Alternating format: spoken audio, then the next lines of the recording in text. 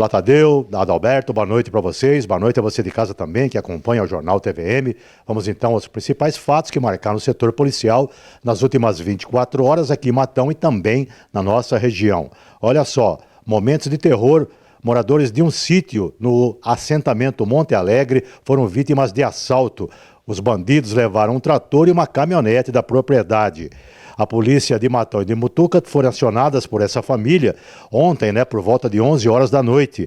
Essa propriedade fica ali no sítio Padre Cícero. Acontece o seguinte, que essa família foi trancafiada na própria casa por 3 homens, armados, encapuzados, que invadiram o sítio. Eles queriam as chaves de uma caminhonete da marca Nissan Frontier e também de um trator John Deere. Aí os proprietários, sob forte ameaça, entregaram as chaves desses 2 veículos e os bandidos levaram esses 2 veículos.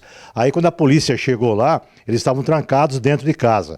Aí o dono da caminhonete e também do trator disse aos policiais que os 2 veículos possuíam o sistema de rastreador. Então, pelo rastreamento, as 2 polícias de Matão e também de Mutuca começaram ali a fazer aí as buscas pelas imediações.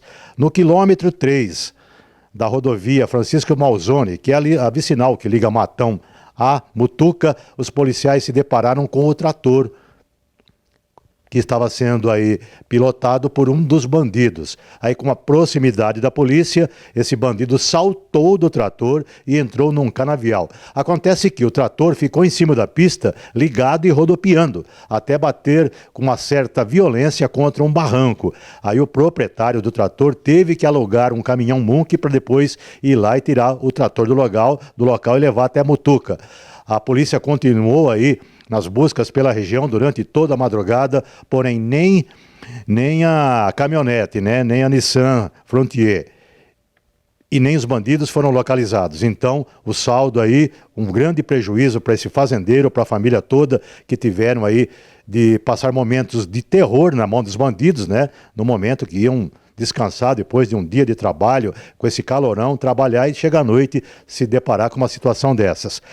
As partes foram trazidas aqui para a delegacia da Polícia Civil de Matão, onde foram ouvidas, e aqui foi lavrado o boletim de ocorrência. Então agora a polícia está investigando, para ver se encontra os 3 bandidos e também a caminhonete. Só lembrando que no interior da caminhonete ainda ficou um farolete, do proprietário da caminhonete e do sítio, e também um aparelho celular. Triste uma notícia dessas aí, esse tipo de crime, voltando a acontecer na nossa região.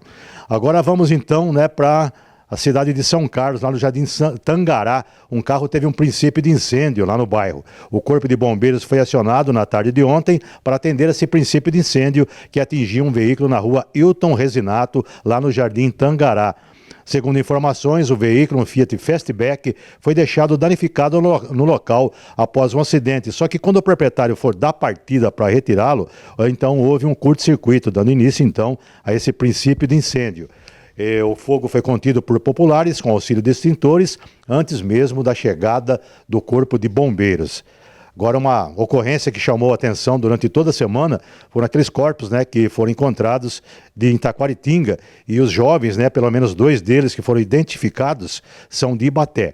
Os 2 jovens de Ibaté que foram encontrados enterrados em um cemitério clandestino nessa semana em Itaquaritinga, no local que é conhecido lá como Serra do Jabuticabal, tinham passagens pela polícia e estavam desaparecidos desde abril do ano passado. Segundo a Polícia Civil, Axel Guilherme da Graças Mariotto e João Vitor Rosa da Silva foram identificados pelas tatuagens, além de exames que foram feitos pelo Instituto Médico Legal. O delegado seccional de Araraquara, Fernando Luiz Giareta, disse nesta sexta-feira que ainda não é possível afirmar nesse momento se as mortes ocorreram com violência. Palavras do delegado. Faz muito tempo, não deu para saber ainda. Isso depende do exame do IML, mas provavelmente tenha sido sim, Para ser enterrado ali na serra, provavelmente tenha havido violência, completou o delegado. Os corpos deles foram encontrados na segunda-feira em estado avançado de putrefação e foram sepultados hoje, nessa sexta-feira. Axel Guilherme das Graças Mariotto. Esse jovem tinha 22 anos e estava desaparecido desde abril de 2023. Segundo pesquisas, ele tinha passagens por homicídio e ameaça, com base na Lei Maria da Penha. João Vitor Rosa da Silva. Esse jovem tinha 24 anos e também estava desaparecido desde abril de 2023. Segundo o que foi apurado, ele também tinha passagem, mas só que esse jovem tinha passagem pela polícia por tráfico de drogas. Ainda há outros 2 jovens, que necessitam de reconhecimento do corpo deles e também investigação para saber a causa da morte. E continuando aí na nossa região, vamos agora voltar para São Carlos. Lá naquela cidade, um casal foi flagrado com entorpecentes. Esse casal foi detido por policiais militares por volta das 18 horas de ontem e são acusados por tráfico de entorpecentes. Esse flagrante aconteceu na Avenida Conselheiro Soares Brandão, na Vila Pureza. Equipes da Rocan e da Força Tática, em operação conjunta, identificaram e abordaram o casal, que estaria em atitude suspeita.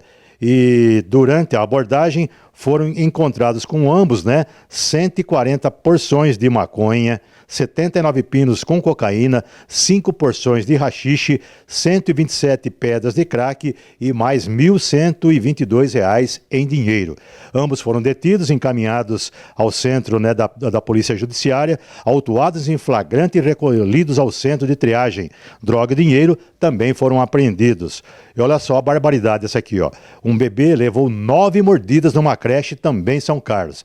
A mãe encontrou hematomas no rosto, na perna, no braço e na mão da criança. De acordo com a mulher de 29 anos, ela chegou para pegar o filho na creche e uma das funcionárias pediu que ela entrasse, pois um coleguinha de classe teria mordido a criança numa disputa por um brinquedo. O caso aconteceu no segundo dia da criança na creche. Ele foi 2 dias na escola e o primeiro dia foi numa segunda-feira. E aí foi tudo ok. Segundo dia foi numa terça-feira.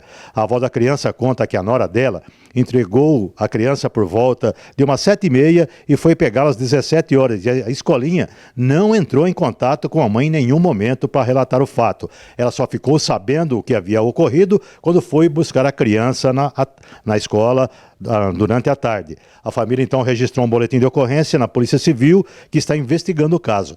Já o advogado da escola particular espera um laudo do Instituto Médico Legal para tomar providências e também se pronunciar em nome da escola. Eram essas as informações que tínhamos do setor policial aqui de Matão e também da região.